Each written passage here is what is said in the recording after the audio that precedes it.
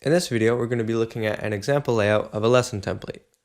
So let's get started by going to the theme builder, add new, and we'll click single, and it's going to be the lesson post type, and we'll name it lesson template.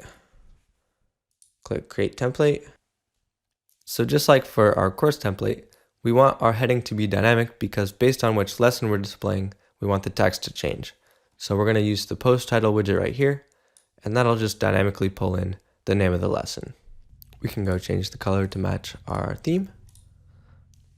And let's go to the LifterLMS widgets.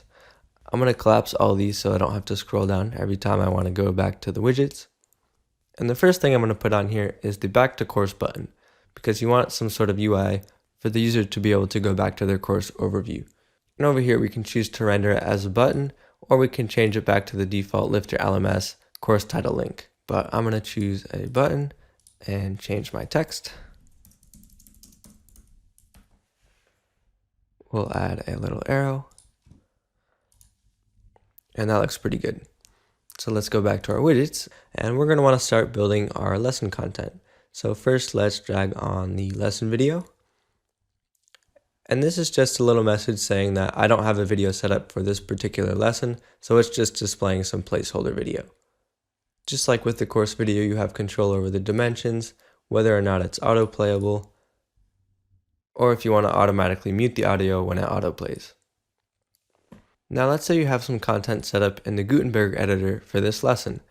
If you want to pull that in, you can just scroll down here and you'll see a widget called lesson content, and you can just click and drag that on. I don't have anything set up, so it's just going to pull in some more placeholder content. We're also probably going to want a little course outline right below everything, and we also probably don't want it to be as big and intense as the course syllabus that we put on the course template. So the course outline is perfect for this usage. You can see it puts a nice little outline of the course. You also have full control over the icon and the color, and you can make it non-collapsible if you want that. Now let's go add the interface for the user to be able to complete and navigate the lessons. If we scroll down, there's a little lesson navigation widget that we can drag and drop on. And you can choose over here whether to use the custom buttons or you can use the default LifterLMS buttons. I'm going to go down here and center these. And then let's go find the lesson completion button, which is right here. And we'll add that right here. And we can center that as well, and maybe make it a little bit bigger. And there you go. Once you're happy with your lesson layout, you'll just go down here next to publish, click save options, display conditions, and this autofills just like the course template, but you can change it to be more specific if you want. We'll just click save and close. And let's go take a look at our course catalog now.